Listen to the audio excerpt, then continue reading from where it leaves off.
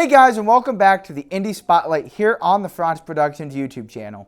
If you're new to the series, this is where I take a look at all the amazing independent films being made to help shine a spotlight on some awesome talent making movies.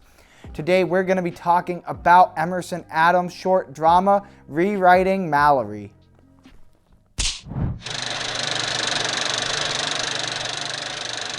Rewriting Mallory was written by Malcolm Vanderwood and directed by Emerson Adams. The movie stars Jonathan Irwin, who plays Joshua, a troubled writer who is struggling with the grief of losing his sister.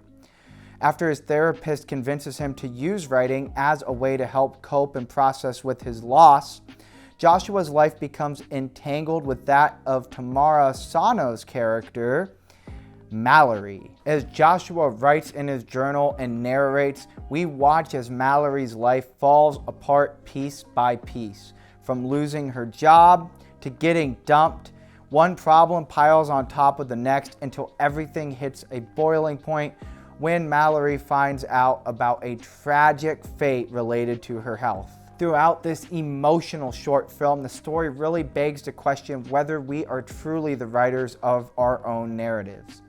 That's all I want to talk about in terms of the plot, as I don't want to give out any huge spoilers. However, instead, like always, I want to talk about some of the filmmaking aspects that you can learn from as an independent filmmaker from watching Rewriting Mallory. Honestly, the biggest aspect of this production that really strikes me as the most powerful is the combination of both writing and editing techniques to tell these parallel narratives across the short film.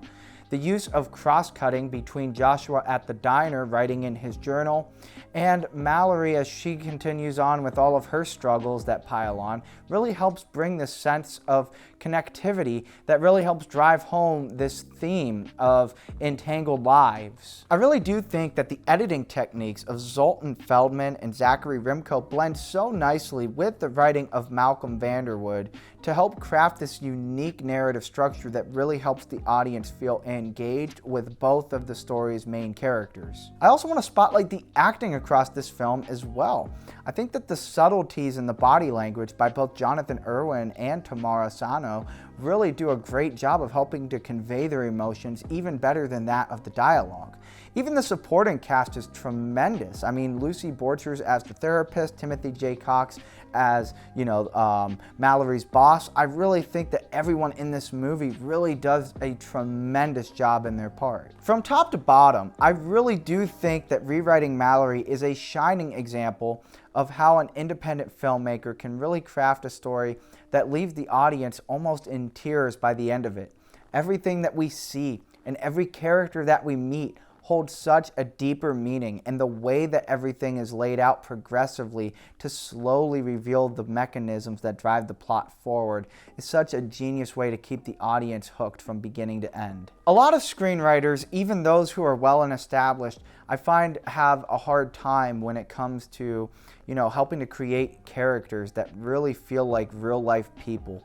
People that you can relate to, people that you can really get behind, that you are attached to throughout the story. And I think that part of what really makes Rewriting Mallory so great, especially at a short film at this level, at a student film level. Yes, this was a student film from what I could tell when I researched it. I think that the movie does such a great job of making these people, making the characters feel like real life people to where you really do feel connected, like you have an attachment. And it's only about a 20-minute movie. So I really do think that you should check out Rewriting Mallory, especially if you're an independent filmmaker and you're going into writing a script and you want to see a great example of creating real life-like characters. But anyway, guys, that's all that I have for you here today. Remember, if you like this content and you want to see even more videos on independent filmmaking, be sure that you subscribe, drop a like, turn that bell on for notifications so you don't miss another video right here on the Fronsman Productions YouTube channel. And if you yourself are an independent filmmaker and you'd like me to talk about your movie on a future Indie Spotlight episode, go ahead and let me know in the comments. Tell me what's the name of your movie, where am I able to watch it, and I'll add that to my watch list to talk about in a later video.